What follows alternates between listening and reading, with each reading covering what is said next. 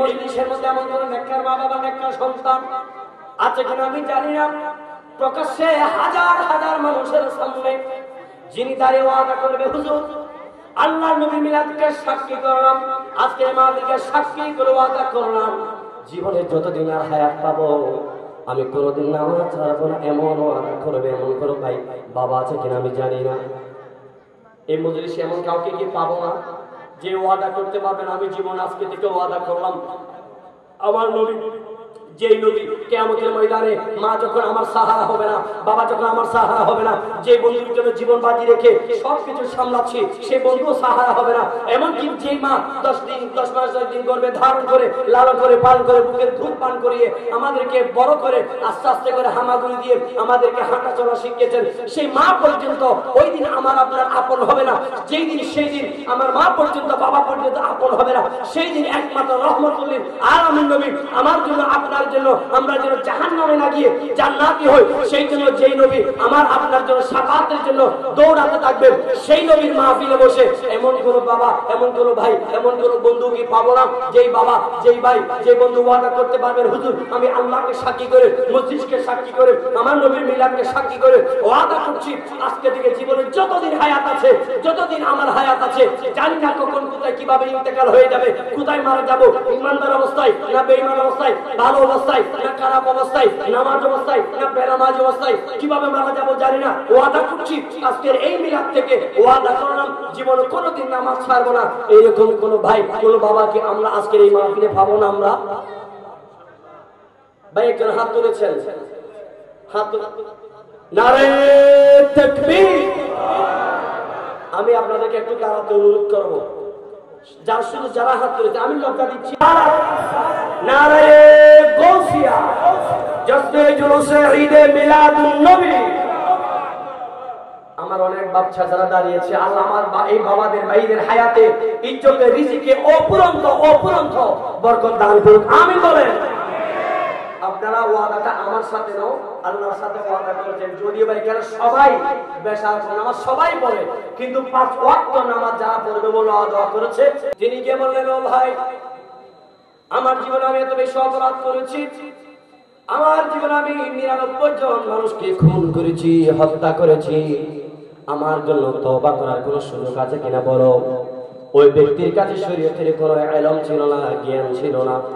তিনি জবাব দিলেন, তোমার মতো পাপিষ্ঠ, তোমার মতো অপরাধী, তোমার মতো নিষ্ঠুর জালিম যেই কিনা আসমানের নিচে জমিনের উপর 99 জন মানুষ খুন করতে পারে, তোমার মতো অপরাধী আমার আল্লাহ ক্ষমা করবেই না, করবেই না।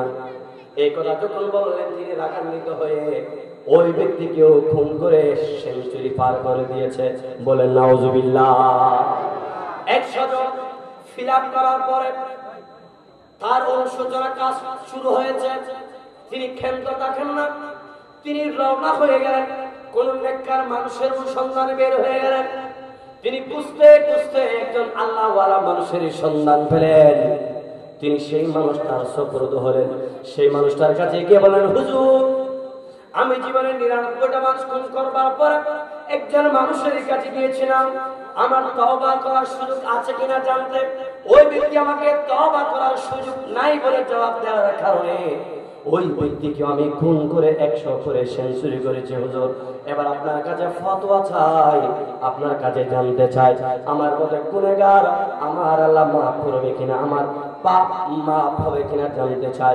ওই ব্যক্তিটা আল্লাহর ওলি ছিল, নেককার ছিল, পরহেজগার ছিল, আবেদ সালেহ ভালো মানুষ ছিল। ওই ব্যক্তি চোখ বন্ধ করে বলল, ও বান্দা তুমি যত অপরাধ করো না কেন, তোমার অপরাধের চাইতে আল্লাহর রহমত অনেক বেশি বড়। ও বান্দা তুমি টেনশন করো না, তুমি পেরেশানি হয়ো না, তুমি নিজেকে নিয়ে দুশ্চিন্তা করো না। আল্লাহ কোরআনে বলে দিয়েছেন, বান্দারে যত অপরাধ করো না কেন, কোরআনে আল্লাহ বলে দিয়েছেন লা তাকনাতু মির রাহমাতিল্লাহ। বান্দা যত অপরাধ থাকুক না কেন, আমি আল্লাহ ওয়াদা করলাম তোমার পেরেশানির কোনো কারণ নাই। তোমার গুনাহ যত বড়, আমি আল্লাহর রহমত তার থেকে কোটি কোটি গুণ বড়। ওই বান্দা বললেন, হুজুর আমি কি করব? ওই বুজুর্গ জবাব দিল, বান্দা 100 জনকে তুমি খুন করেছ, এখন তোমাকে আমি শেষ একটা ফয়সালা বাতিয়ে দিচ্ছি, একটা সমাধান দিয়ে দিচ্ছি। অমুক জায়গার মধ্যে কিছু আল্লাহর খাস বান্দা আছে যারা সব সময় আল্লাহর জিকির ফিকির করে, নামাজ আদায় করে, কোরআনের জিকির করে, তেলাওয়াত করে। তুমি তাদের কাছে চলে যাও, তাদের কাছ থেকে তুমি তালিম নাও, তওবা করো। তুমি তাদের সাথে মৃত্যু সময় কাটায়া দিবে, তাদের সাথে থাকবে, তাদের সঙ্গ ছেড়ে কোথাও যাবে না। আমি ওয়াদা করলাম, আমি গ্যারান্টি দিব, যদি তুমি তাদের সাথে থাকতে পারো, তাদের সাথে থাকার কারণে তুমি তো তোমার তওবাটাও হয়ে যাবে, তোমার জীবনের গুনাহ আমার আল্লাহ মাফ করে দিবে। সেই ব্যক্তি রওনা হয়ে গেলেন, মনে মনে তওবা করা আরম্ভ করলেন নিজে নিজে। ওই ব্যক্তিগুলোর কাছে যখন যাওয়া আরম্ভ করলো, তিনি ওই বুজুর্গের কথা অনুযায়ী তিনি তওবা নিজের থেকে শুরু করলেন। এমন ভাবে তওবা করলেন, আল্লাহর দরবারে তওবা করলেন, আল্লাহ জীবনে বেশি গুনাহ করেছি, যে গুনাহ আল্লাহর কোরআন, আপনার কোরআন সাক্ষী দেয়, গুনাহ যত বড় হোক আপনার রহমতের চাইতে গুনাহ বড় হতে পারে না। আপনার রহমত বড়, এটা আমি বিশ্বাস করি আল্লাহ। আমি মনে মনে তওবা করা আরম্ভ করলাম, আল্লাহ আমার তওবা তুমি কবুল করো। এমন ভাবে কবুল করো, আল্লাহ জীবনে আর কোনোদিন গুনাহ করব না। এই জন্য তওবা করতে হবে। তওবা মানে আল্লাহর সাথে ওয়াদা করা, জীবনে আর যতদিন বাঁচব ততদিন পর্যন্ত আর কোনো গুনাহ করব না। এটার ওয়াদা আল্লাহর সাথে করা, এটার নাম হলো তওবা। ওই ব্যক্তি তওবা করলেন, ওই আল্লাহওয়ালা যেখানে তিনি সেদিকে রওনা হলেন। প্রতিমধ্যে যাওয়া অবস্থায় তিনি প্রতিমধ্যে ইন্তেকাল বরণ করলেন। আল্লাহর তরফ থেকে 2 ধরনের ফেরেশতা জমিনের মধ্যে নাজিল হয়ে এলো। এক ধরনের ফেরেশতা আসলেন রহমতের ফেরেশতা, আরেক দল ফেরেশতা আসলেন গজবের ফেরেশতা। আলহামদুলিল্লাহি নাহমাদুহু ওয়া নাস্তাঈনুহু ওয়া নাস্তাগফিরুহু ওয়া নাউযু বিল্লাহি মিন শুরুরি আনফুসিনা ওয়া মিন সাইয়্যাতি আ'মালিনা। من يهده الله فلا مضل له ومن يضلله فلا هادي له ونشهد أن لا إله إلا الله وحده لا شريك له ونشهد أن سيدنا ونبينا ومولانا محمدا عبده ورسوله الذي أرسله بالحق بشيرا ونذيرا وداعيا إلى الله بإذنه سراجا وقمرا منيرا. أما بعد فقد قال الله تعالى عز وجل في كلام المجيد والفرقان الحميد.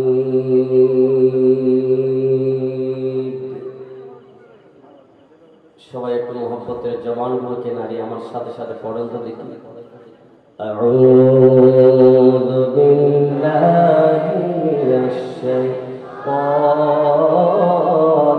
রাজীম।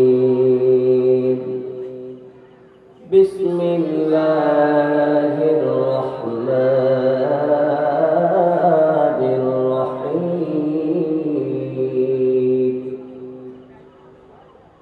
লা তাকনাতু মির রাহমাতিল্লাহ। সাদাকাল্লাহু মাওলানা আযীম। وصدق رسوله النبي الحبيب الكريم والحمد لله رب العالمين صلوا على النبي يا أيها الذين آمنوا صلوا عليه وسلموا تسليما اللهم صل على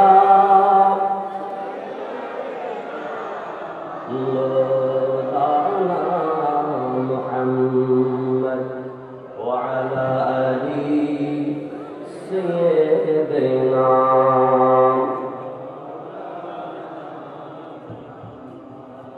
اللهم صل على مولانا محمد وعلى آل سيدنا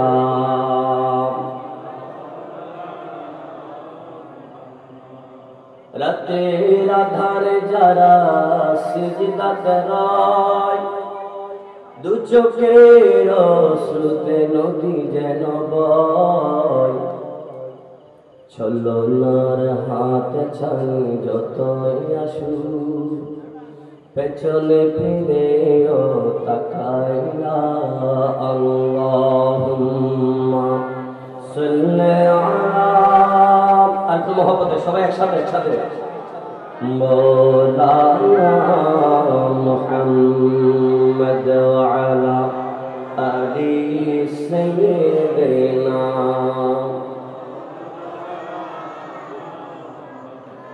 হাজারো ব্যথা বেদনার পরে ফিরে আসুনি তুমি আপন ঘরে দিনের আলো তুমি ছড়িয়ে দিতে চলে গেলে মদিনার মক্কা ছেড়ে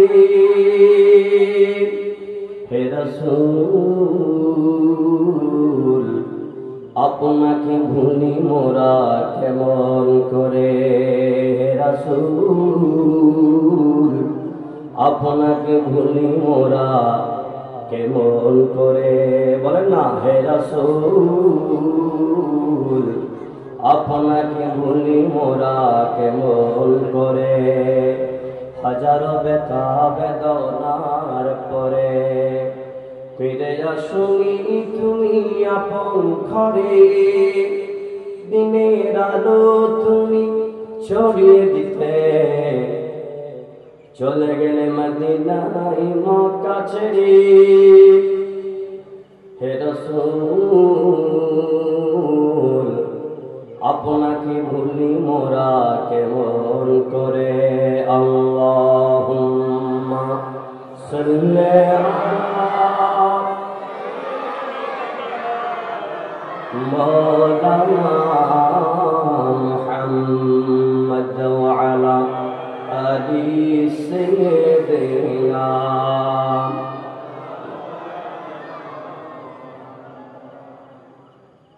بلغ العلا بكماله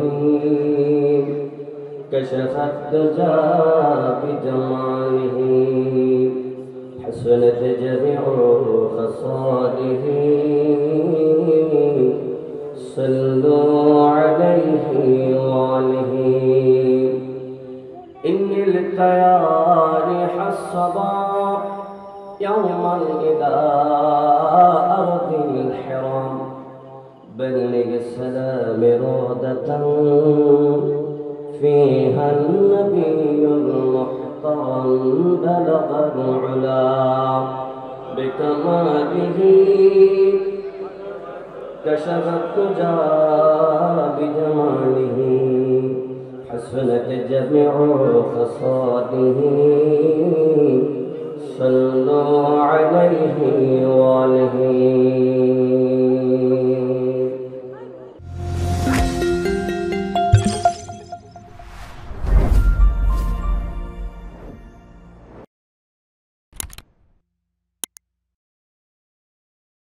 আল্লাহ রাব্বুল আলামিন সূরা জুমার 39 নম্বর আয়াতের মধ্যে বলেন, লা তাকনাতু মির রাহমাতিল্লাহ। আল্লাহ রাব্বুল আলামিন বলেন, বান্দারে, ও বান্দা বান্দিনী, তোমরা জেনে রাখো, শুনে রাখো, পৃথিবীর জমিনে তোমরা যত অপরাধ করেছ, যত গোপনে নিভৃতে একাকিত্বে শয়তানের প্ররোচনায় পড়ে যত গুনাহ করেছ, শয়তানের ধোঁকায় পড়ে যত গুনাহ করেছ, নফসের তাড়নায় যত গুনাহ করেছ, এই গুনাহগুলোকে আমি আল্লাহর দরবারে উপস্থাপন করে এমন ভাবে তোমরা লজ্জিত হও, এমন ভাবে নিজেকে শর্মিন্দা মনে করে আমি আল্লাহর দরবারে হাতটুকু টেনে দোয়া করো। আমি আল্লাহর কাছে দোয়া করে হাতটুকু আসমানের দিকে তুলে চোখের পানি ফেলে ফেলে এমন ভাবে দোয়া করো, আমি আল্লাহ ওয়াদা করলাম তোমাদের চোখের পানি জমিনে পড়া মাত্র আমি আল্লাহ তোমাদের জীবনের সমস্ত গুনাহগুলো মাফ করে দিব। বলেন সুবহানাল্লাহ। এই ডিক্লারেশনটা কার? জোরে বলতে হবে, ডিক্লারেশনটা কার?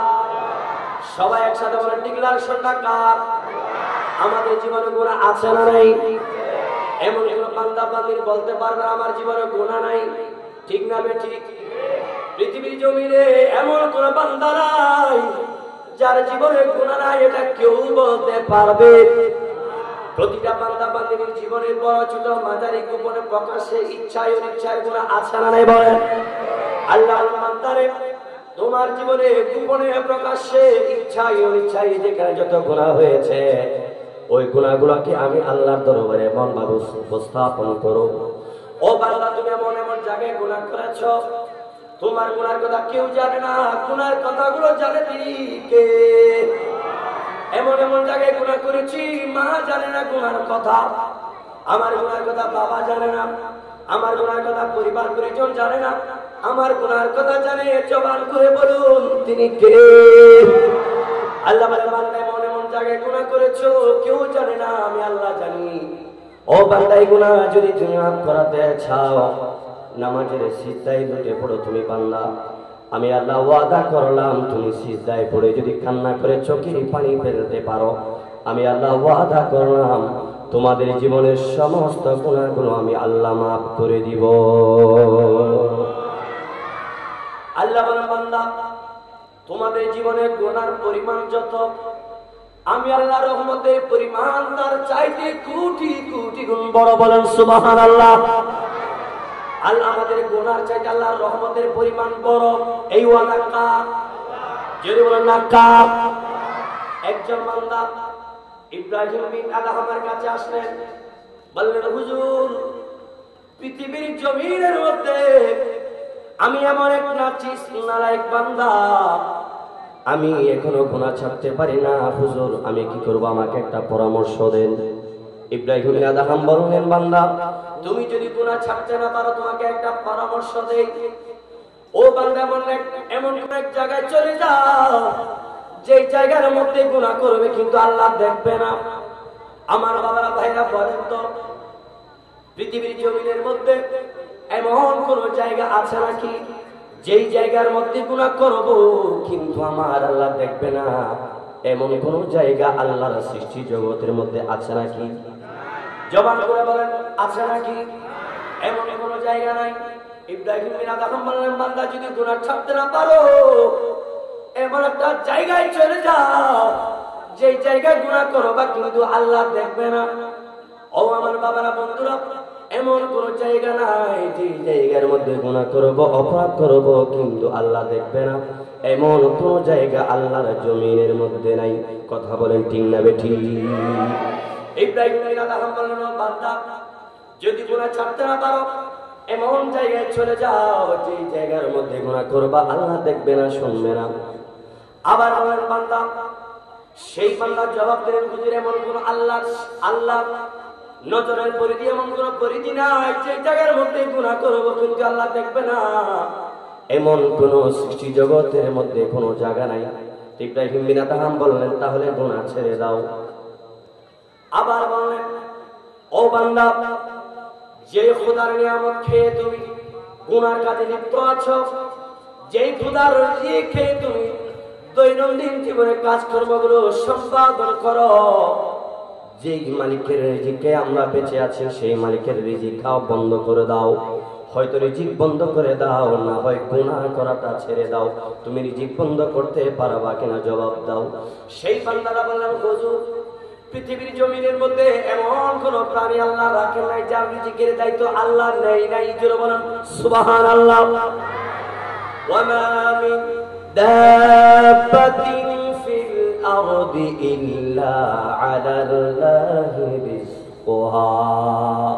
আল্লাহ রাব্বুল আলামিন বলেন, সপ্ত জমিনের নিচে পর্যন্ত যদি কোন প্রাণী আল্লাহ সৃষ্টি করে, সেই প্রাণীর রিজিকের দায়িত্ব নিয়েছেন একজন। জোরে বলেন সেই মালিকের নামটা যেন কি? সপ্ত জমিনের নিচে যে প্রাণী আছে সেই প্রাণীর রিজিকের মালিকটা যেন কে? আমাদের রিজিকের মালিক কে? আমাদের হায়াতের মালিকটা যেন কে? আমাদের মরণের মালিকটা যেন কে? আমাদেরকে মাহফিলে এনেছেন তিনি কে? আমাদেরকে সুস্থ রেখেছেন তিনি কে?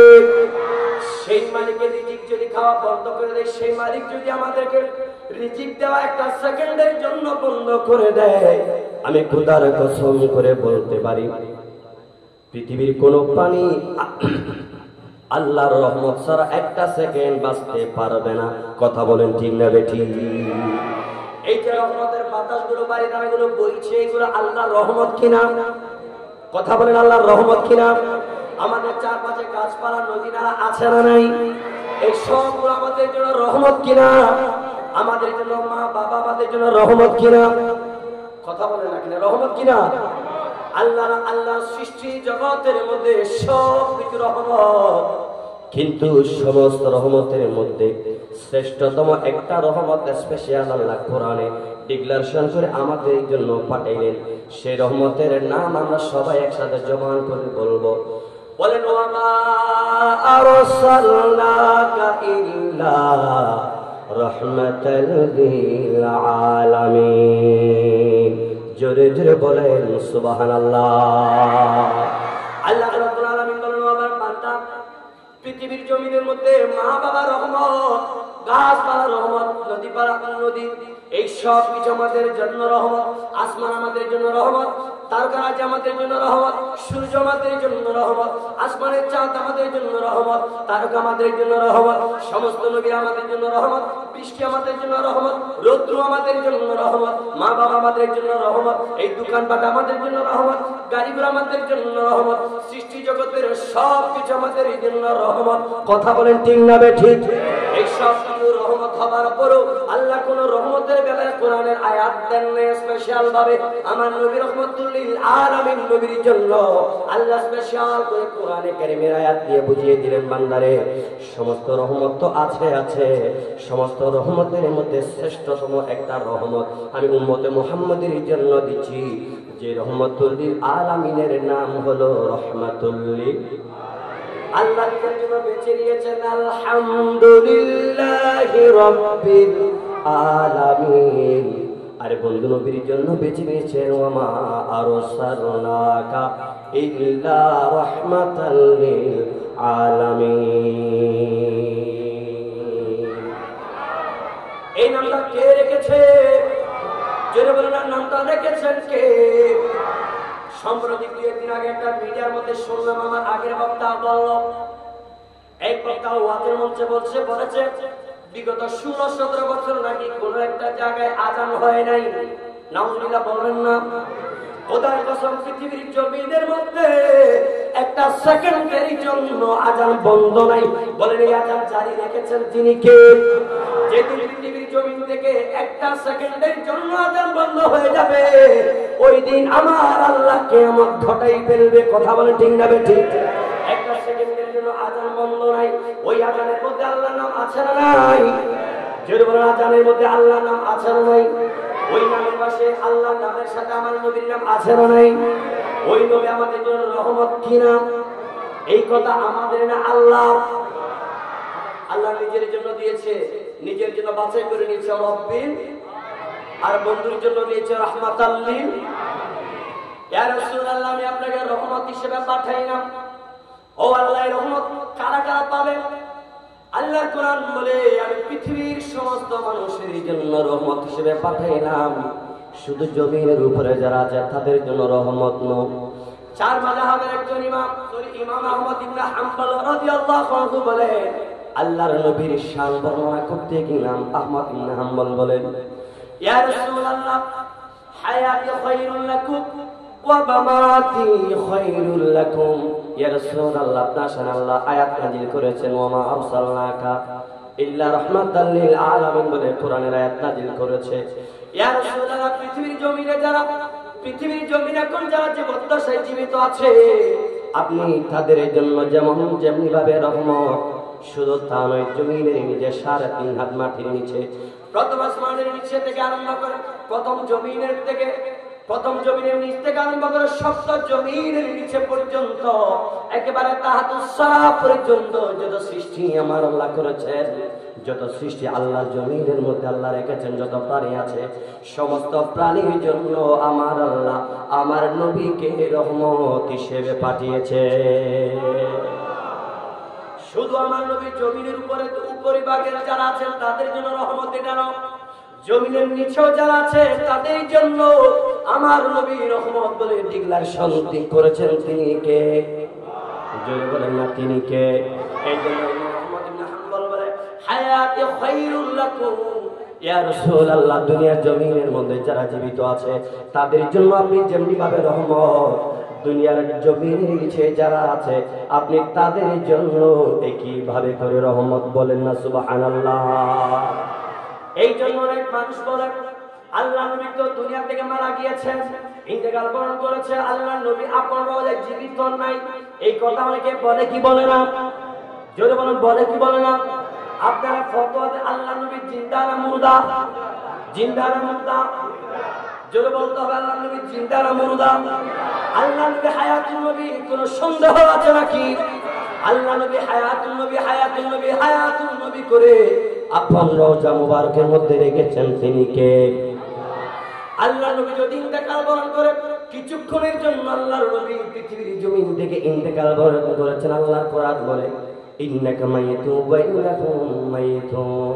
ইয়া রাসূলুল্লাহ, পৃথিবীর জমিনের জন্য আমি একটা বিধান করে দিলাম, সমস্ত মানুষকে অবশ্যই মৃত্যুর সোদা পান করতে হবে। ইয়া রাসূলুল্লাহ, আপনি এই মৃত্যুর সোদা পান করা থেকে বিরত থাকতে পারবেন না, আপনাকে মৃত্যুর সোদা পান করতে হবে। ঠিক আছে, কোরআনের আয়াত যেমন সত্য, আল্লাহর নবীকে আল্লাহ মৃত্যু দান করেছেন কতক্ষণের জন্য জানেননি? যতক্ষণ পর্যন্ত আল্লাহ নবীকে রওজা মুবারকের মধ্যে দাফন করা হয়নি ততক্ষণের জন্য আল্লাহর নবীকে আল্লাহ মৃত্যু দিয়েছেন। বলেন না সুবহানাল্লাহ। আল্লাহ নবীর রূহ মুবারক যখন আসমানের দিকে নিয়ে যাওয়া হলো, আল্লাহর ফেরেশতারা মালাকুল মউত যখন রূহটা নিয়ে আসমানের দিকে চলে গেল, প্রথম আসমানে গিয়ে ফেরেশতাদেরকে ডাক দিয়ে বলেন, ও রহমতের ফেরেশতারা, আজকে এমন একজন ব্যক্তির রূহটাকে কবজ করলাম যার সাথে আমার আল্লাহ বলেছেন রাহমাতুল লিল আলামিন। ও ফেরেশতারে, এই রূহের এত পাওয়ার আমি মালাকুল মউতের রূহের পাওয়ার সহ্য করতে পারি না। ও ফেরেশতারা, আসমানে এমন কোন ফেরেশতা আছে নাকি যেই ফেরেশতা রাহমাতুল লিল আলামিন নবীর রূহটাকে বহন করবে? ওই প্রথম আসমান ওয়ালা ফেরেশতারা জবাব দিল, না, এই রূহকে বহন করার কোনো অ্যাবিলিটি, কোনো ক্ষমতা আমাদের মধ্যে নাই। এই রূহকে বহন করার কোনো ক্ষমতা আমাদের মধ্যে আল্লাহ দেয় নাই। তুমি বরঞ্চ প্রথম আসমান ফিরে দ্বিতীয় আসমানে চলে যাও। মালাকুল মউত রূহটা নিয়ে দ্বিতীয় আসমানে চলে গেলেন। দ্বিতীয় আসমানে চলে যাবার পরে ফেরেশতাদেরকে আরেকটা ডাক দিলেন, ফেরেশতারা রে, আমি আমার একজন ব্যক্তির রূহটা কবজ করলাম, যে রূহের এত পাওয়ার, এত অ্যাবিলিটি, এত পাওয়ার, এত দূরের এত চললি, আমি মালাকুল মউত সহ্য করতে পারি না গো ফেরেশতা। তোমরা এমন কেউ আছো নাকি বলো, এই রূহ তোমরা কেউ গ্রহণ করতে পারবে কিনা বলো? ওই ফেরেশতারাও কিভাবে করে জবাব দিলেন, না, এই রূহের যে পাওয়ার, যে অ্যাবিলিটি, যে নূরানিয়ত, যে নূরের পাওয়ার, এটা সহ্য করার কোনো ক্ষমতা আমাদের মধ্যে নাই। দ্বিতীয় আসমানের ফেরেশতারা কিভাবে জবাব দিলেন? মালাকুল মউত রূহটা নিয়ে তৃতীয় আসমানে গেলেন। তৃতীয় আসমানে কিভাবে জবাব দিলেন? চতুর্থ আসমানে গেলেন, সেখানে কি জবাব? এইভাবে করে যেতে যেতে সপ্ত আসমানে পর্যন্ত গেলেন। সপ্ত আসমানে যাবার পরে কিভাবে জবাব দিলেন? শেষমেশ আল্লাহর দরবারে উপস্থাপন করা হলো, অগমনি পুকবার আলাহি এমন একজন আপনার বন্ধুর রূহ আজকে আমাকে কবজ করতে হয়েছে আল্লাহ। এই রুহের পাওয়া, রুহের দজল আমি সহ্য করতে পারি না, আমি রুহটা কি করব? আল্লাহ বললেন মালাকুল মউত, এখনো তুমি আমার বন্ধুর রুহের পাওয়ার বুঝতে পারো না। ও মালাকুল মউত, আমার বন্ধুর রূহ যে শরীর মোবারক থেকে তুমি নিয়েছো, আমি আল্লাহ অর্ডার করলাম, আমি আল্লাহ আদেশ করলাম, আমার বন্ধুর রূহ যে শরীর থেকে নিয়েছো, ওই রূহ মোবারক ওই জিসিমের মধ্যে আবার রেখে দাও। জবান করে বলেন আমার নবী মরানা জিন্দা। জোরে বলেন আমার নবী মরানা জিন্দা। এই বিশ্বাস আছে না নাই? যেটা বলছিলাম আল্লাহর নবীকে আল্লাহ রহমত হিসেবে পাঠিয়েছেন, এই রহমত যদি মারা যায় পৃথিবীর জমিনের সমস্ত রহমত বন্ধ হয়ে যাবে। কথা বলেন ঠিক না ঠিক? আল্লাহ রহমত যতদিন পরে আল্লাহ নবী জিন্দা আছে বলে পৃথিবীর জমিনের মধ্যে এখনো আল্লাহর রহমত জিন্দা আছে। ঠিক না ঠিক? কোরআনে কারিমের আয়াত পড়েছিলাম, আল্লাহ বলেন বান্দা এমন কিছু জায়গার মধ্যে গুনাহ করেছো পৃথিবীর কেউ জানে না, আমি আল্লাহ জানি রে বান্দা জানি। ও বান্দা গুনাহ করেছো, শয়তানের প্রচনায় পড়ে গুনাহ করেছো, অসুবিধা নাই রে বান্দা, আমি আল্লাহ ওয়াদা করলাম নামাজগুলো পড়ে সিজদাগুলো দিয়ে দিয়ে, আমি আল্লাহর জমিনের মধ্যে সিজদাগুলো দিয়ে চোখের পানি ছেড়ে দিয়ে কান্না করে আমি আল্লাহর কাছে গুনাহ ক্ষমা চাও, আমি আল্লাহ ওয়াদা করলাম তোমার জীবনের গুনার পরিমাণ যতই হোক না কেন, আমি আল্লাহ তোমাদের জীবনের সমস্ত গুনাহগুলোকে মাফ করে দিব। একজন ব্যক্তিকে আল্লাহ হিসাব নিকাশ করে জাহান্নামে পাঠিয়ে দিচ্ছে। আল্লাহ রাসূলের হাদিসে মুবারকের মধ্যে পেলাম, এক ব্যক্তিকে আল্লাহ বিচার কার্য সম্পাদন করে সেই ব্যক্তিকে আল্লাহ গজবের ফেরেশতাগুলোকে বললেন, জাহান্নামের ফেরেশতাকে বললেন, এই ফেরেশতা আমার এই বান্দা গুনাহগার, এই বান্দা বদকা, এই বান্দাকে জাহান্নামে নিয়ে চলে যাও। ওই বান্দা যাকে জাহান্নামে নিয়ে যাওয়ার জন্য আমার আল্লাহ হুকুম করলেন, সেই বান্দা বলেন আল্লাহ আমার একটা আপত্তি আছে, ও মুনিব মা আনসাফতানি, আপনি আমার উপর ইনসাফ করেন নাই। কে বলছে? বান্দা বলতেছে আল্লাহকে। কথা বুঝতে কষ্ট হচ্ছে বাবা? ওই বান্দা বলছে আল্লাহ মা আনসাফতানি, আপনি আমার উপর ইনসাফ করেন নাই। আপনারা বলেন আল্লাহর চাইতে বড় ইনসাফকারী আর কেউ হতে পারে নাকি? বলেন না সবাই একসাথে বলেন, আল্লাহর চাইতে বড় ইনসাফকারী আর কেউ হইতে পারে নাকি? পিছনের ভাইয়ের কথা বুঝতে কষ্ট হচ্ছে মনে হয়। আল্লাহর চাইতে বড় ইনসাফকারী কেউ আছে নাকি? জোরে বলতে হবে, আছে নাকি? আল্লাহর চাইতে বড় ইনসাফকারী কেউ নাই। ওই বান্দাটা যাকে জাহান্নামে নিয়ে যাওয়ার জন্য আল্লাহ অর্ডার করলেন, সেই বান্দা বললেন আল্লাহ মা আনসাফতানি, আল্লাহ আপনি আমার উপর ইনসাফ করেন নাই। আল্লাহ বলেন কে বান্দা? আচ্ছা বলেন, এই যে বান্দাটা বলল মা আনসাফতানি, আল্লাহ আপনি আমার উপর ইনসাফ করেন নাই, আল্লাহ কি জানে না আল্লাহ ইনসাফ করেছে না বেইনসাফি করেছে? এটা কি আমার আল্লাহ জানে না? জোরে বলেন না, জানে কি জানে না? আল্লাহ জানার পরও ওই বান্দা প্রশ্ন করলেন আল্লাহ মা আনসাফতানি, আপনি আমার উপর ইনসাফ করেন নাই। আল্লাহ বলেন ও বান্দা কেমন ইনসাফ করি নাই? একটু আমাকে একটু বুঝিয়ে বলো কেমন ইনসাফ করি নাই। ওই বান্দা বলেন আল্লাহ আপনার নাম রেখেছেন রহমান, আপনার নাম রেখেছেন রহিম, আপনি দয়াময়, আপনি পরম দয়াময়, দয়াময়, আপনার চাইতে দয়াময় আর কেউ নাই। কথা কোন দিন নেবে ঠিক? ও মুনিব আপনার নাম দিয়েছেন রহমান, আপনার নাম রেখেছেন রহিম, এই রহমান ও রহিম নামগুলো দেওয়ার পরে আপনি কেমন করে আমাকে জাহান্নামে দিচ্ছেন? আপনার নাম যেমন রহমান, আপনার নাম যেন রহিম, এই নামগুলো যদি প্রকৃত অর্থে যদি আপনার নাম হয়ে থাকে তাহলে আমি বিশ্বাস করি আপনি আমাকে জাহান্নাম দিতে পারেন না। একটু জোরে বলেন না সুবহানাল্লাহ। কথায় যুক্তি আছে না নাই? বলেন আছে না? যুক্তি আছে না? আল্লাহ আপনি নিজের নাম তো রহমান রেখেছেন। আজকে আমাদের সমাজে অনেক ভাইয়ের নাম রহমান আছে না নাই? অনেক ভাইয়ের নাম আব্দুর রহিম আছে না নাই? দিনরাত 24 ঘন্টা রহমান নামের ভাই বোতল খায়, আচ্ছা না গরিব অসহায়ের উপর দুর্ব্যবহার করে জুলুম করে এমন রহমান নামের মানুষ আমার আপনার সমাজে আছে না নাই বলেন? এটার নামও রহমান। অনেকের নাম আছে আব্দুল রহিম, অনেকের নাম আছে আব্দুর রহমান, অনেকের নাম আছে আব্দুল মালিক, অনেকের নাম আছে আব্দুল খালেক, অনেকের নাম আছে আব্দুল কুদ্দুস। এই নামগুলো যাদের পক্ষে যাদের নাম রাখা হয়েছে এমন অনেক কপালপোড়া মানুষ যারা দিনরাত 24 ঘন্টা বোতলের সাথে যারা সম্পর্ক করেছে, এমন বোতল খানেওয়ালা আব্দুর রহমান নামের নাম মানুষ আমাদের আপনাদের চারপাশে আছে না নাই? বোতল খাওয়া কি ভালো? বোতল খাইলে মস্তিষ্ক বিকৃত হয়ে যায়, নষ্ট হয়ে যায়। মাকে বউ ডাকি, বউকে মা ডাকি দেয়। কথা বলেন ঠিক কিনা? বোতল একটা খায় রাস্তার মাঝখানে পড়ে আছে, বলে সারা পৃথিবী আমার। যে বোতল খায় সারা পৃথিবী হেতের বলে, হেতে মনে করে বাকি বেগুন মারাঠি হিতে খালি পৃথিবী হেতের একলা। কথা বলেন ঠিক কিনা? মানে সারা পৃথিবী মালিক এই একজন আর সবাই মারাঠিয়া। এরকম বলার মাতলামি করার মানুষ আছে না নাই? অনেকে আছে গুটি ট্যাবলেট, বাবা ট্যাবলেট, ট্যাবলেটের ব্যবসা করে, আছে না নাই? এগুলোর নাম দিয়েছে আধুনিক নাম বাবা। বাবা কি নাম? বাবা। অনেক ভাইরা বলে নিজের বাবা ছাড়া আর কোনো বাবা নাই, ট্যাবলেট এটাকে তো অনেকে বাবা বলে। ট্যাবলেট বাবা, ট্যাবলেট বললে তো মানুষ চিনে ফেলবে। এদের নাম দিয়েছে সুন্দর করে নাচিরা যেন বাবা। তো কি করো? বাবা খাই, বাবা বা খাওয়ান যায় রে, কয়েকবার খাইয়া দে, দেখবি সারা পৃথিবী তোর হয়ে যায় এগুলা। বাবা খাওয়াই দেয় আর বাবা টাবা খাই, ঘরে মারা যায় ডাকি দেবো, বউরে ডাকি দেয় মা। এরকম বাবা খাওয়ানে বলা যুবক যুবতী আছে না নাই? অনেক ভার্সিটির ভাইরা গাঁজা খায়, এই বাবাগুলো খায়, তাই মস্তিষ্ককে বিকৃত করে তারা আজকে আমাদের সমাজটাকে, দেশটাকে নষ্ট করে দিচ্ছে। এই ধরনের অনেক বাবা খায়, এরকম মানুষ আমাদের চারপাশে আছে না নেই? আল্লাহ বাবা খাই যারা, তাদের থেকে আমাদের সমাজকে আল্লাহ হেফাজত দান করুন। আর কি জন বলেন আমিন। সালাতুল ইয়া আলাইকুম, সালাতুল ইয়া রাসূলুল্লাহ আলাইকুম।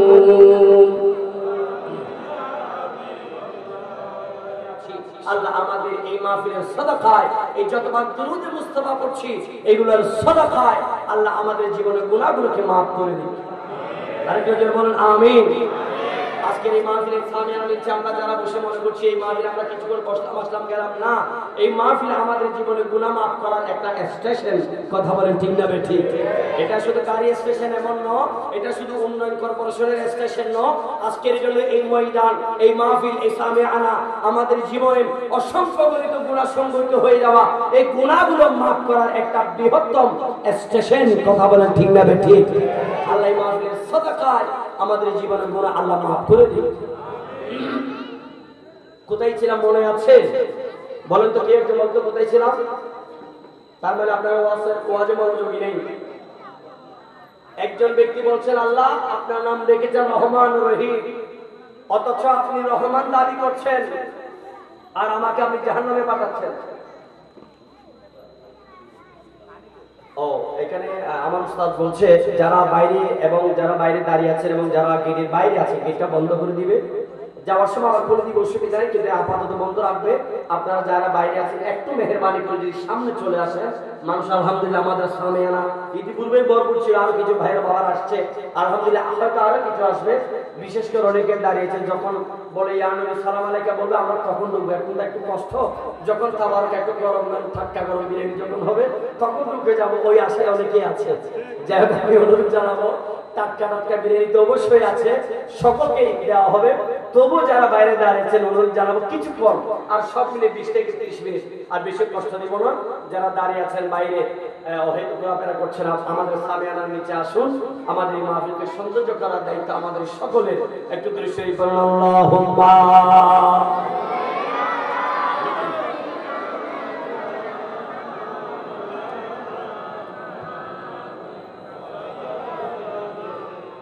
অসুস্থ ব্যক্তিকে যদি আপনি কখনো প্রশ্ন করেন ভাই বলেন তো পৃথিবীতে সবচাইতে বড় নিয়ামত কি, সে উত্তর দিবে, অসুস্থ ব্যক্তি উত্তর দিবে সবচাইতে বড় নিয়ামতের নাম হলো আল্লাহর দেওয়া সুস্থতা।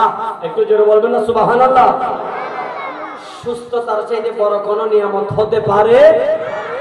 আল্লাহ এমন আপনি আপনি বিভিন্ন মেডিকেলে না গেলে বুঝবেন না পৃথিবীতে কত ধরনের অসুস্থতা আছে, কত ধরনের রোগ থাকতে পারে, অসুস্থ আল্লাহ দিতে পারে, এটা আপনি হাসপাতালে না গেলে বুঝবেন না।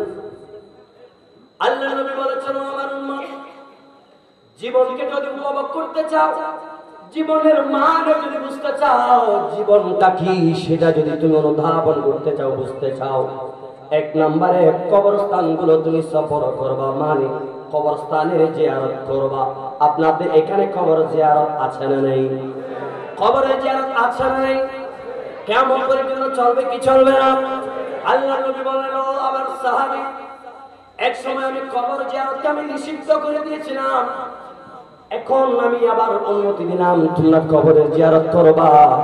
ওই কবর জিয়ারত করার কারণে বেশি বেশি করে মরণের কথা স্মরণ হয়, ওই কবরে যারা আছে তাদের জন্য মাগফিরাতের দোয়া করবা।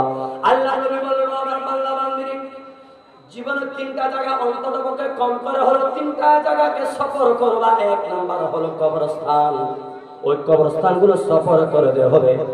দুনিয়াদার শিকারে হাতে চলে যাবে, ও কারে হাতে, ওই কবরওয়ালা কোন অবস্থার মধ্যে আছে জানে না। এই জন্য আমার রাসূল বললেন, বান্দারে প্রতিদিন কম করে হলে একবার হলেও কবরকে তোমরা সফর করবা, কবরের জিয়ারত করবা, বুঝতে পারবা অসহায়ত্ব কাকে বলা হয়, একাকিত্ব কাকে বলা হয়, সেটা আমরা বুঝতে পারবো যদি কবরের কিনারে যাই। কথা বলেন ঠিক না বেঠিক? এরপর আল্লাহ নবী বলেন, আমার বান্দা বান্দি, যদি জীবনকে উপভোগ করতে চাও, জীবনের মানে বুঝতে চাও, একবার হলো হাসপাতালের বিছানাগুলোকে সফর করবা। সেখানে দেখবা কত ধরনের অসুস্থ মানুষ আছে, তাদের এক একজনের আর্তনাদ দেখার পরে আপনি জীবনের চন্দনের কথা ভুলে যাবেন, জীবনের মানে কি বুঝতে পারবে। এই জন্য আমার নবী বলেছেন, বান্দারে অসুস্থ ব্যক্তিকে দেখলে তোমরা অসুস্থ ব্যক্তির কথা যদি তোমাদের স্মরণ হয়, অসুস্থ ব্যক্তির সাথে সাক্ষাৎ করে তোমরা তাদের সাথে কথা বলবা, তাদের কাছে প্রশ্ন করলে একটাই উত্তর মিলে, সেটা হলো সবচাইতে বড় নিয়ামত, সেটা হলো আল্লাহর দেওয়া সুস্থতার নিয়ামত। সুস্থতার চাইতে বড় কোন নিয়ামত আল্লাহর জমিনে? অনেকে অভিযোগ করি, আল্লাহ আব্দুল খালেককে আপনি 5টা গাড়ির মালিক বানাইলেন, আমাকে বানান নাই কেন?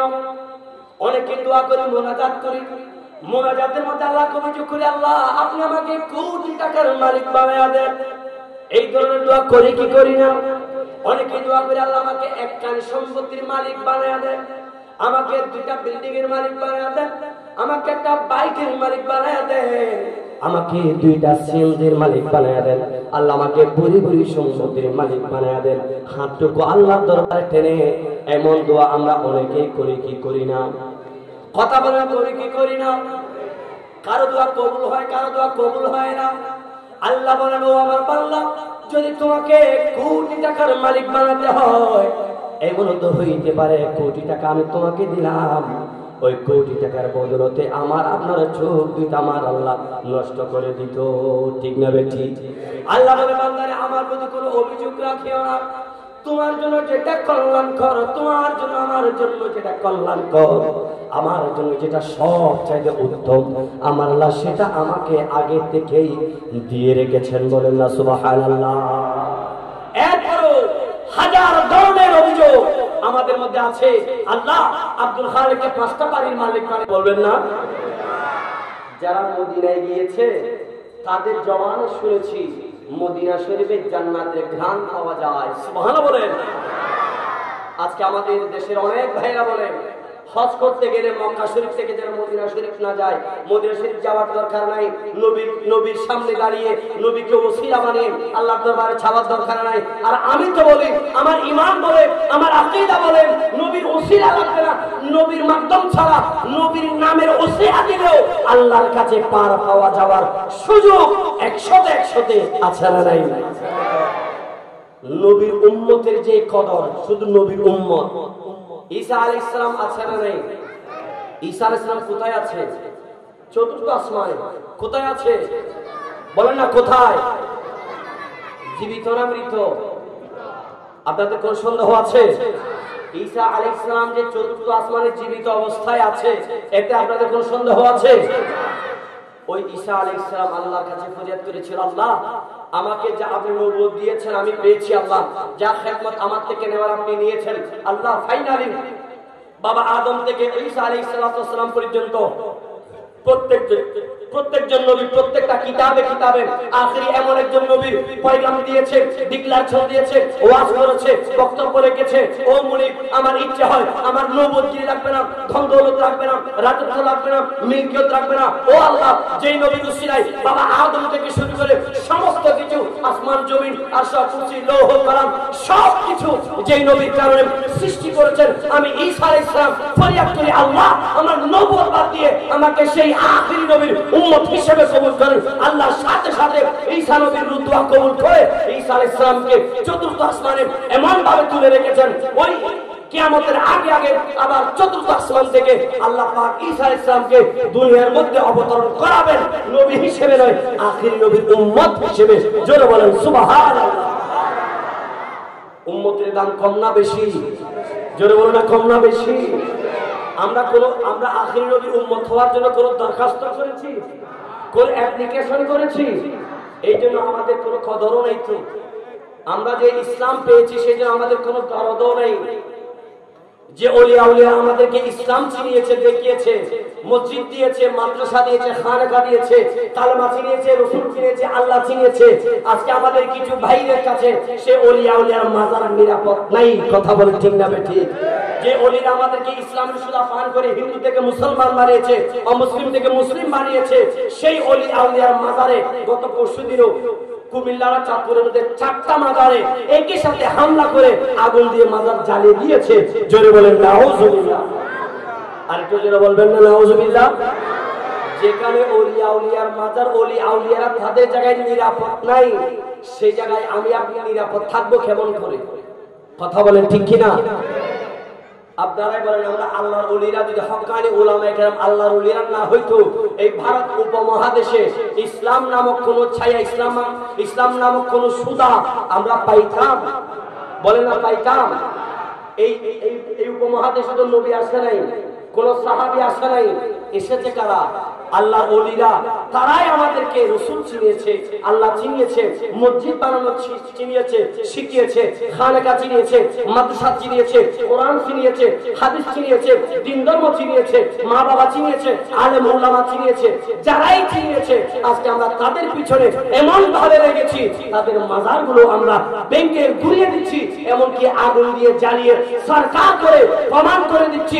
তারা প্রমাণ দিচ্ছে আজ থেকে 1450 বছর আগে আমার রাসূলুল্লাহর গায়ের উপরে যারা পাথর নিক্ষেপ করে আমার রাসূলুল্লাহর শরীর মোবারক থেকে রক্ত জড়িয়েছে, আজকের দিনে তারাই ওদের বংশধর যারা আজকের দিনে ওলিয়া উলিয়ার মাজারে হামলা করে আগুন দিচ্ছে। কথা বলেন ঠিক না বেঠিক? যেখানে আল্লাহর নবী নিরাপদ ছিল না, আল্লাহর ওলিরা নিরাপদ নাই, তাদের কাছে সাধারণ মানুষ তো এমনিতেই নিরাপদ। কথা বলেন ঠিক কিনা? এই ওলিয়া উলিয়ার দেশ, বারাউলিয়ার পূর্ণভূমি বাংলাদেশ, চট্টগ্রাম। এই ওলিয়া উলিয়া আছে বলে আপনারা এমনিতেই স্বভাবত খেয়াল করে দেখেন, চট্টগ্রাম বা রাঙ্গামাটি, চট্টগ্রামের বাইরে ঘূর্ণিঝড়ে সিডরে যে ধরনের দুর্ঘটনা ঘটে, ক্ষতি হয়, সেরকম ক্ষতি আমাদের চট্টগ্রাম এবং রাঙ্গামাটিতে কি হয়? চট্টগ্রাম এমন একটা জায়গা যেখানে আল্লাহর বড় বড় যত ওলিরা ছিল সবাই আগে বন্দর নগরী চট্টগ্রামে এসে সেখানে খানেকা করে সেখান থেকে দ্বীনের কার্যক্রম শুরু করেছিল। মারহাবা বলবেন না? কথা বলেন ঠিক কিনা? সেই জন্য আল্লাহর রহমত স্পেশাল, আল্লাহর রহমত সব জায়গায় আছে, কিন্তু স্পেশালি যেখানে আল্লাহর বন্ধু আছে সেখানে আল্লাহর রহমত তুলনামূলক বেশি আছে। কথা বলেন ঠিক কিনা?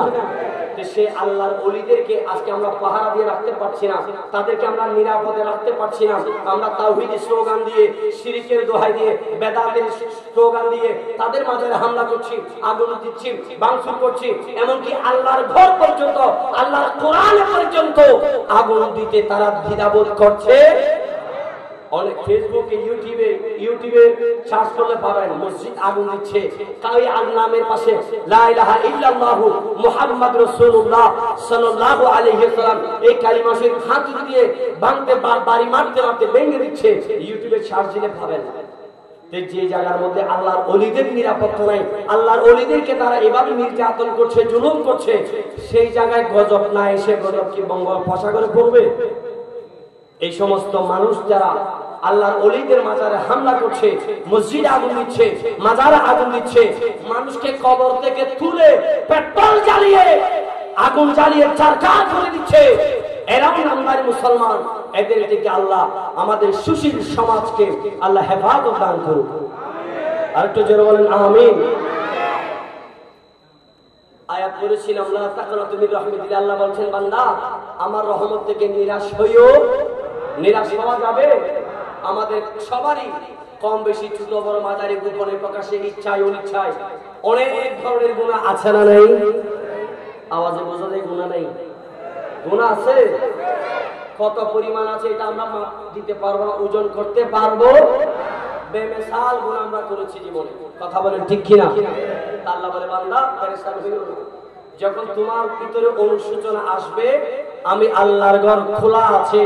সারা পৃথিবীর যারা বিভিন্ন বাসায় ভাড়া থাকে ওখানে মালিক সাইনবোর্ড দিয়ে দিয়েছে, রাত 12টার পর হলে গেট বন্ধ হবে, এরপরে ঢোকা যাবে না। রাত 11:30টার পর হলে গেট বন্ধ হয়ে যাবে, সেখানে আর ঢোকা যাবে না।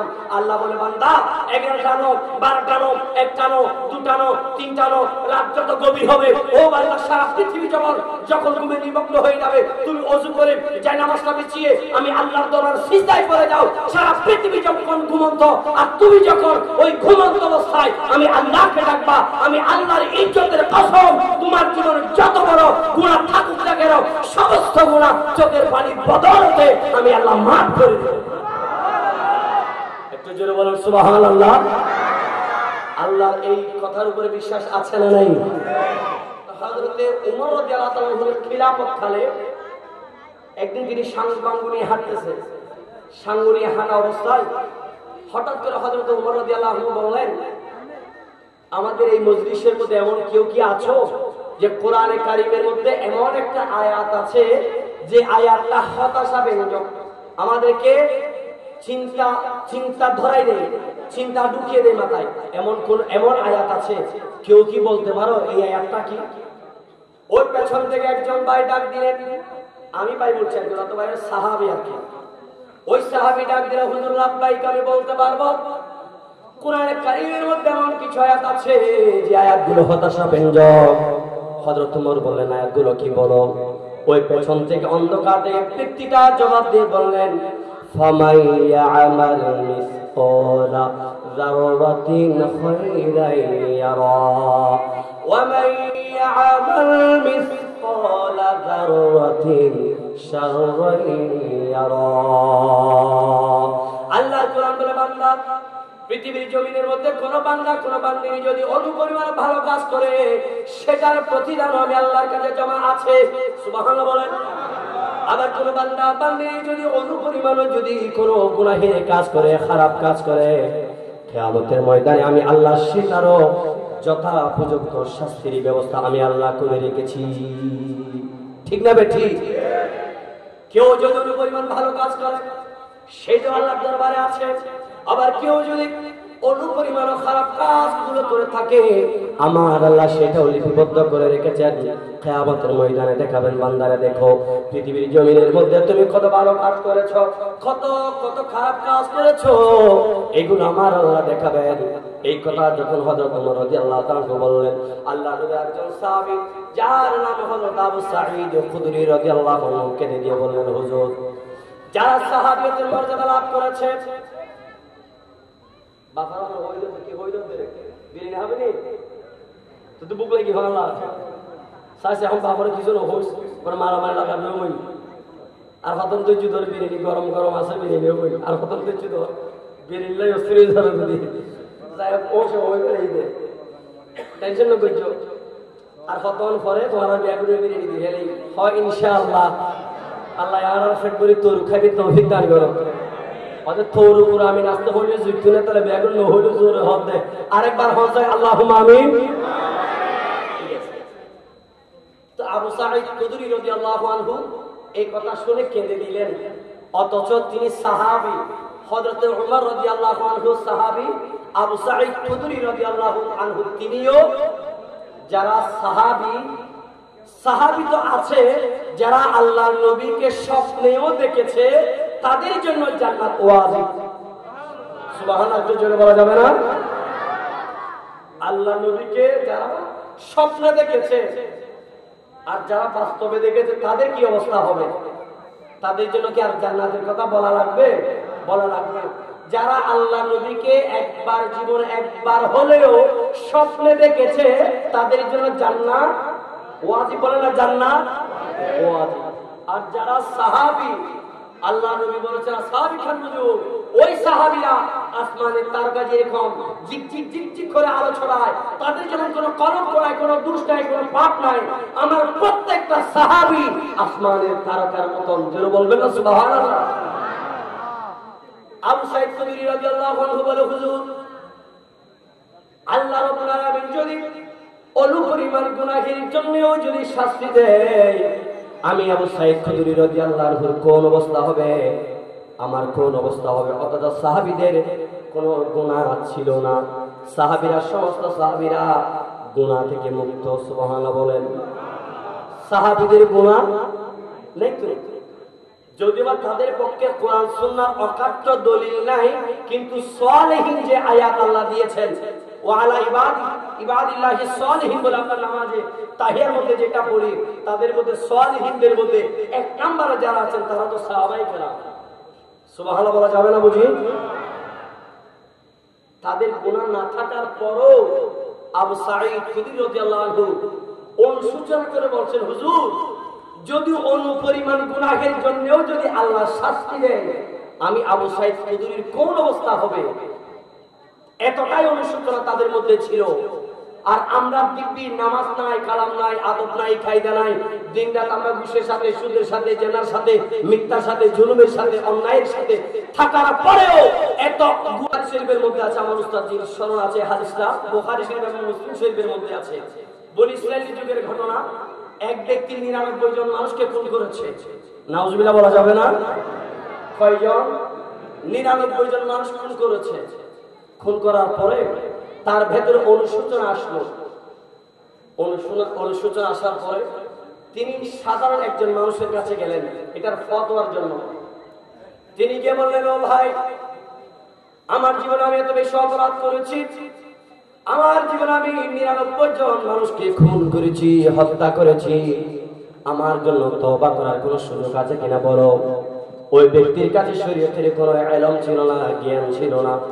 তিনি জবাব দিলেন, তোমার মতো পাপিষ্ঠ, তোমার মতো অপরাধী, তোমার মতো নিষ্ঠুর জালিম যেই কিনা আসমানের নিচে জমিনের উপর 99 জন মানুষ খুন করতে পারে, তোমার মতো অপরাধী আমার আল্লাহ ক্ষমা করবেই না, করবেই না।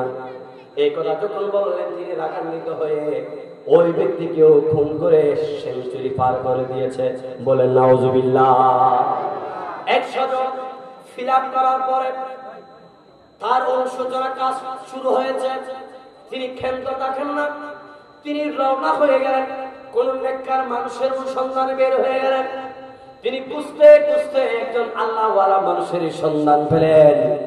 তিনি সেই মানুষটার সুপুর্দ হলেন।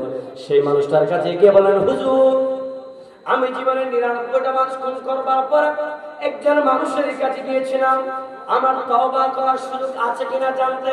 ওই ব্যক্তি আমাকে তওবা করার সুযোগ নাই বলে জবাব দেওয়ার কারণে ওই ব্যক্তিকে আমি খুন করে 100 করে সেঞ্চুরি করেছি। হুজুর এবার আপনার কাছে ফতোয়া চাই, আপনার কাছে জানতে চাই, আমার মতো গুনাহগার আমার আল্লাহ মাফ করবে কিনা, আমার পাপ মাফ হবে কিনা জানতে চাই। ওই ব্যক্তিটা আল্লাহর ওলি ছিল, নেককার ছিল, পরহেজগার ছিল, আবেদ সালেহ ভালো মানুষ ছিল। ওই ব্যক্তি চোখ বন্ধ করে বলল, ও বান্দা, তুমি যত অপরাধ করো না কেন, তোমার অপরাধের চাইতে আল্লাহর রহমত অনেক বেশি বড়। ও বান্দা, তুমি টেনশন করো না, তুমি পেরেশানি হয়ো না, তুমি নিজেকে নিয়ে দুশ্চিন্তা করো না। আল্লাহ কোরআনে বলে দিয়েছেন, বান্দারে যত অপরাধ করো না কেন, কোরআনে আল্লাহ বলে দিয়েছেন, লা তাকনাতু মির রাহমাতিল্লাহ। বান্দা যত অপরাধ থাকুক না কেন, আমি আল্লাহ ওয়াদা করলাম তোমার পেরেশানির কোনো কারণ নাই। তোমার গুনাহ যত বড়, আমি আল্লাহর রহমত তার সাথে কোটি কোটি গুণ বড়। ওই বান্দা বললেন, হুজুর আমি কি করব? ওই বুজুর্গ জবাব দিল, বান্দা 100 জনকে তুমি খুন করেছ, এখন তোমাকে আমি শেষ একটা ফয়সালা বাতিয়ে দিচ্ছি, একটা সমাধান দিয়ে দিচ্ছি। অমুক জায়গার মধ্যে কিছু আল্লাহর খাস বান্দা আছে যারা সব সময় আল্লাহর জিকির ফিকির করে, নামাজ আদায় করে, কোরআনের জিকির করে, তেলাওয়াত করে। তুমি তাদের কাছে চলে যাও, তাদের কাছ থেকে তুমি তালিম নাও, তওবা করো। তুমি তাদের সাথে মৃত্যু সময় কাটাইয়া দিবে, তাদের সাথে থাকবে, তাদের সঙ্গ ছেড়ে কোথাও যাবে না। আমি ওয়াদা করলাম, আমি গ্যারান্টি দিব, যদি তুমি তাদের সাথে থাকতে পারো, তাদের সাথে থাকার কারণে তুমি তো তোমার তওবাটাও হয়ে যাবে, তোমার জীবনের গুনাহ আমার আল্লাহ মাফ করে দিবে। সেই ব্যক্তি রওনা হয়ে গেলেন, মনে মনে তওবা করা আরম্ভ করলেন নিজে নিজে। ওই ব্যক্তিগুলোর কাছে যখন যাওয়া আরম্ভ করলো, তিনি ওই বুজুর্গের কথা অনুযায়ী তিনি তওবা নিজের থেকে শুরু করলেন। এমন ভাবে তওবা করলেন, আল্লাহর দরবারে তওবা করলেন, আল্লাহ জীবনে অতি বেশি গুনাহ করেছি, যে গুনাহ আল্লাহর কোরআন, আপনার কোরআন সাক্ষী দেয়, গুনাহ যত বড় হোক আপনার রহমতের চাইতে গুনাহ বড় হতে পারে না। আপনার রহমত বড়, এটা আমি বিশ্বাস করি আল্লাহ। আমি মনে মনে তওবা করা আরম্ভ করলাম, আল্লাহ আমার তওবা তুমি কবুল করো।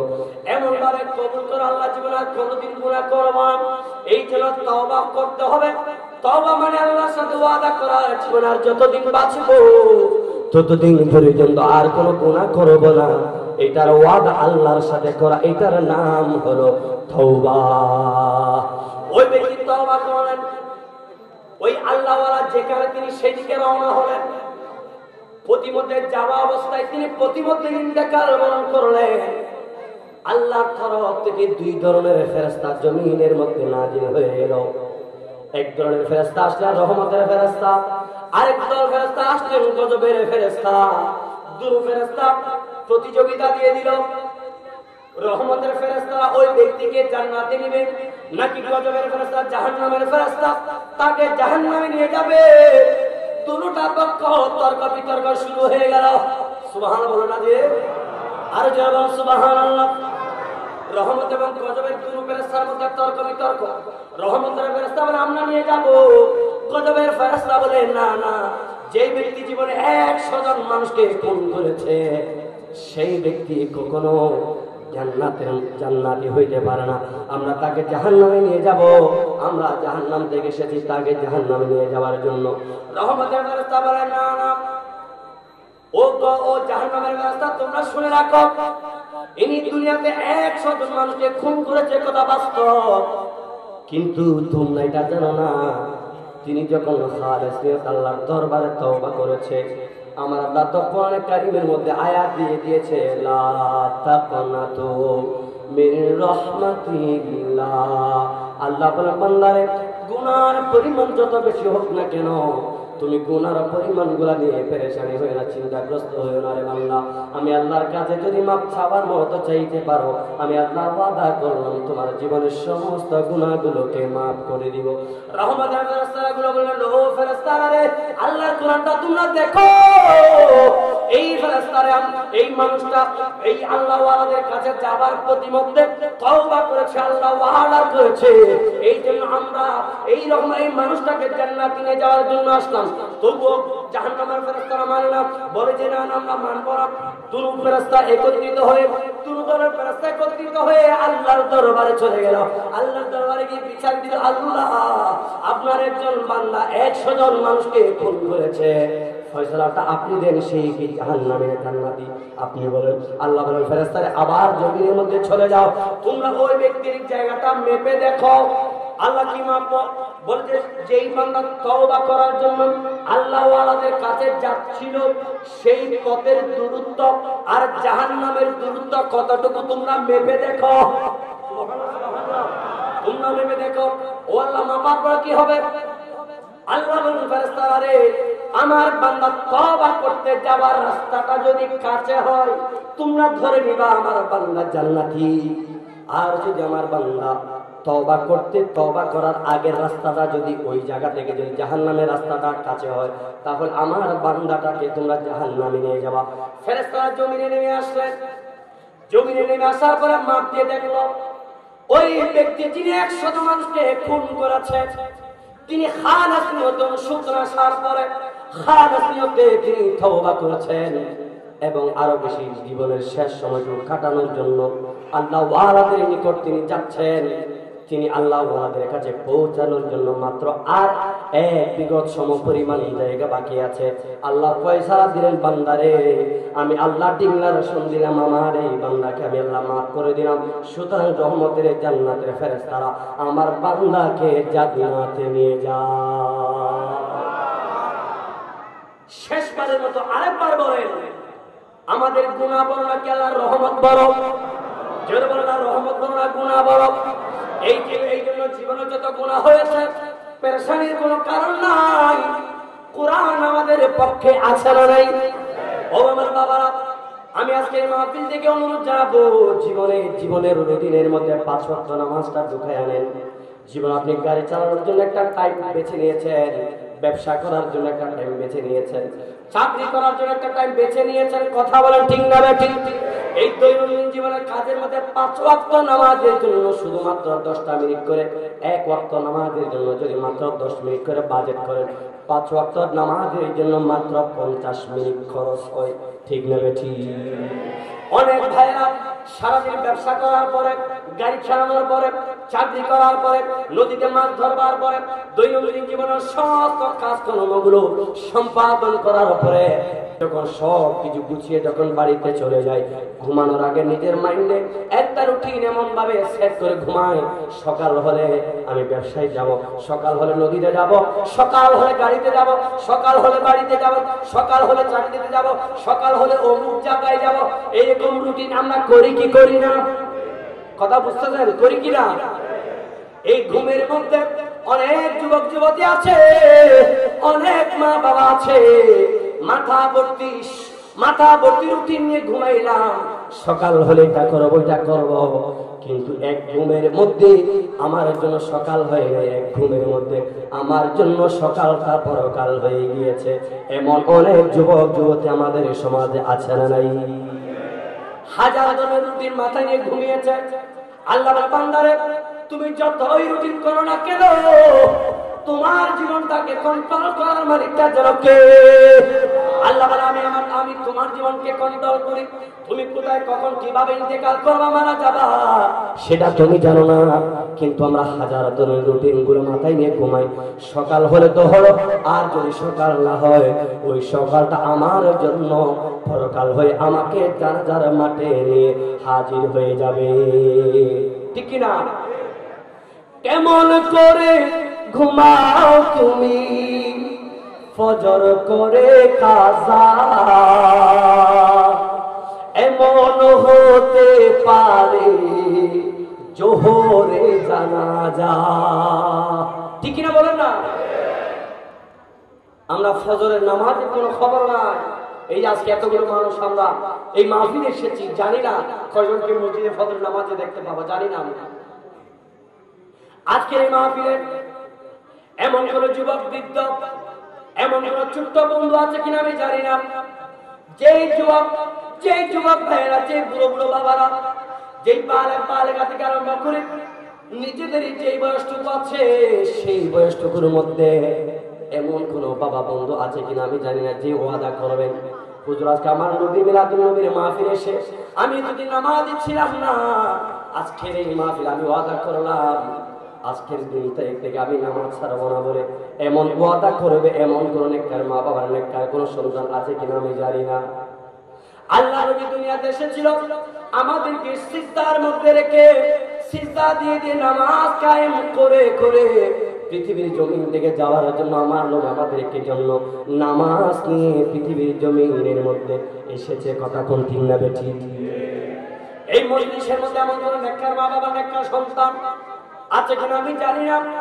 প্রকাশ্যে হাজার হাজার মানুষের সামনে যিনি দাঁড়িয়ে ওয়াদা করবে, হুজুর আল্লাহ নবী মিলাদকে সাক্ষী করলাম, আজকে মাহফিলকে সাক্ষী করে ওয়াদা করলাম, জীবনে যতদিন আর হায়াত পাবো আমি কোনোদিন নামাজ ছাড়বো না, এমন ওয়াদা করবে। এমন করো ভাই, বাবা আছে কিনা আমি জানি না, এই মজলিসে এমন কাউকে কি পাবো না যে ওয়াদা করতে পারবেন আমি জীবন আজকে থেকে ওয়াদা করলাম আমার নবী, যেই নবী কিয়ামতের ময়দানে মা যখন আমার সাহারা হবে না, বাবা যখন আমার সাহারা হবে না, যে বন্ধুর জন্য জীবন বাজি রেখে সবকিছু সামলাচ্ছি সেই বন্ধু সাহারা হবে না।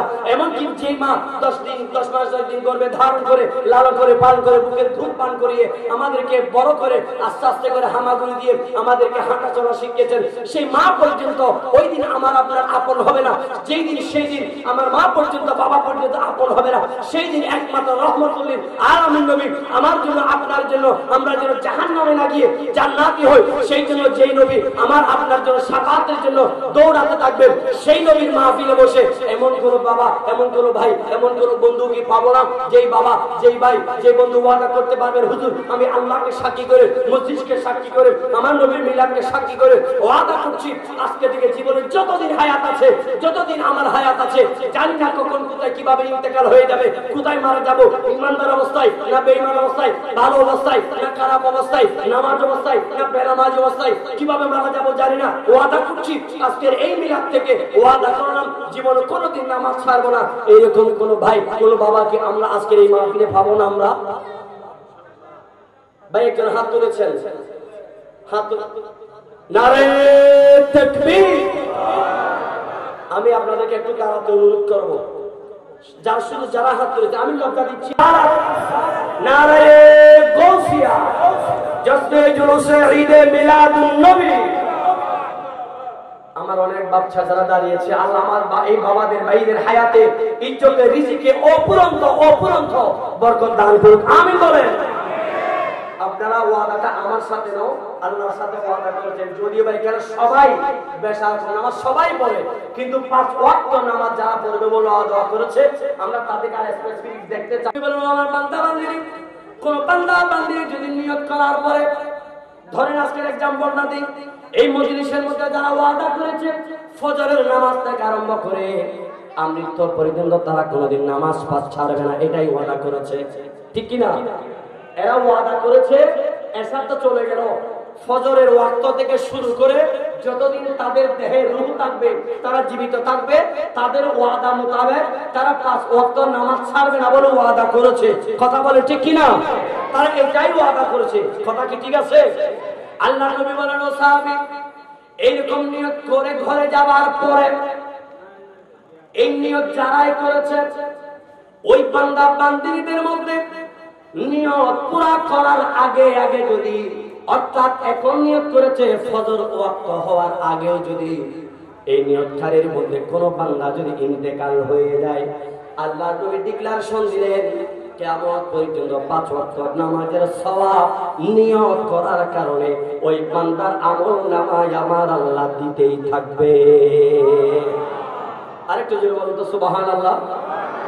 শুধুমাত্র নিয়তটা করার কারণে, এই জন্য আল্লাহ নবী বলেন বুখারী শরীফের প্রথম হাদিস, ইন্নামাল আ'মালু বিন্নিয়াত। ও বান্দা নিয়ত ঠিক, সব ঠিক, নিয়তে সার নিয়তে পাপ।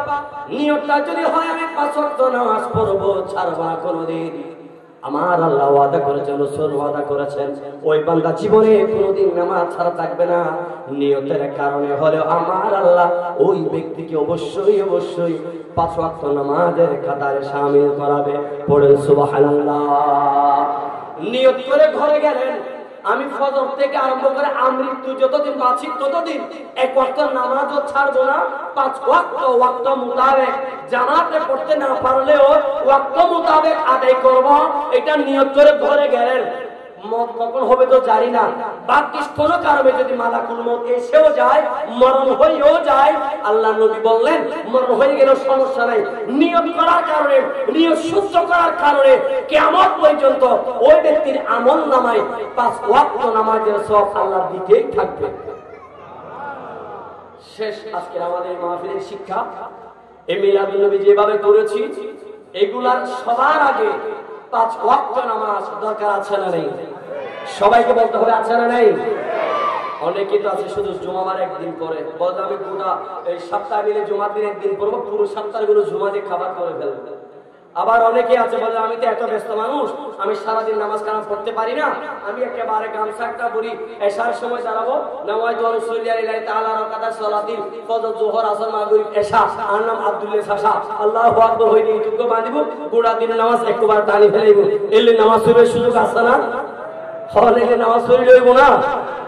গোটা জমিটা আমার নবী রাসূল আমাদের জন্য পবিত্র করে দেওয়া হয়েছে, যেখানে ওয়াক্ত হয় সেখানে গামছাটা বিছিয়ে আল্লাহু আকবার বলে দাঁড়িয়ে যান, কবুল করার মালিক কে?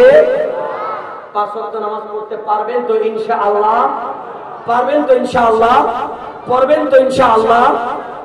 মা বাবা যাদের বেঁচে আছে খেদমত করবেন, ওয়াবিল ওয়ালিদাইনি ইহসানা, মা বাবার খেদমত করা, মা বাবার সাথে সব চাইতে সুন্দর আচরণ করা ফরজ। সুবহানাল্লাহ বলা যাবে না? নামাজ যেরকম ফরজ, আল্লাহ কোরআনে বলছেন আকিমুস সালাত, 82 বার বলেছে আকিমুস সালাত, আকিমুস সালাত। এগুলোর পাশাপাশি আল্লাহ এটাও বলেছেন ওয়াবিল ওয়ালিদাইনি ইহসানা, নামাজ যেরকম ফরজ, মা বাবার সাথে সুন্দর আচরণ করা সন্তানদের জন্য এটাও ফরজ। সুতরাং যাদের মা বাবা আছে, ধমক দিয়ে চিল্লা পাল্লা করে উচ্চ স্বরে উঁচু গলায় কোনো কথা বলবেন না আল্লাহর ওয়াস্তে। মা বাবা যদি আপনার আমার ব্যবহারে যদি কষ্ট পেয়ে উপ শব্দ ব্যবহার করে আমার গোটা জিন্দেগি বরবাদ হয়ে যাবে, ফেরও পাবো না।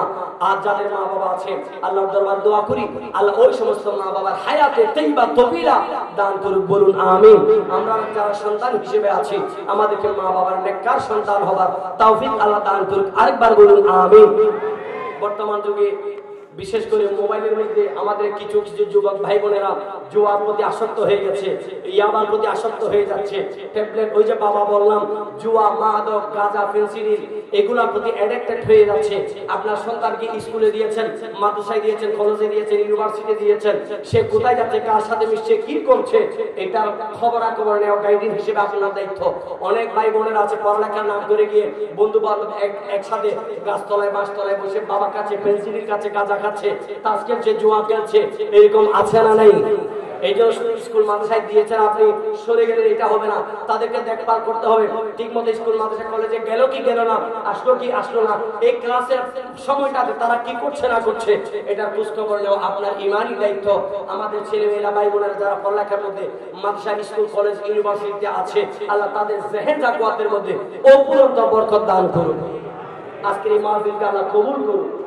বিশেষ করে আমার উস্তাদ হুজুরের কাছে আমি দোয়া চাই, আমার উস্তাদ হুজুরের হায়াতে তাইয়্যিবা, হায়াতে খিজরি কামনা করছি। বিশেষ করে যারা আল্লাহর ঘরকে দেখে আসছে, আল্লাহ নবীর হাদিসের মধ্যে আছে তাদের তাদের হাতের মধ্যে চুম্বন করতে বলা হয়েছে, কারণ তাদের হাতগুলো আল্লাহ নবীর রওজা মুবারকের সাথে লেগেছে। সুবহানাল্লাহ বলবেন না? তাদের পায়ে চুম্বন করতে বলা হয়েছে, তাদের হাতে চুম্বন করতে বলা হয়েছে। আমি সেই সুযোগটা আজকে নিতে চাই আমার উস্তাদজির হাত থেকে। আমার উস্তাদজি আল্লাহ নবীর ঘর স্পর্শ করে এসেছে, খানায়ে কাবার মধ্যে গিয়েছে, সেখানে খানায়ে কাবার মধ্যে মদিনাতুল মুনাওয়ারার মধ্যে আমার উস্তাদজির কদম লেগেছে।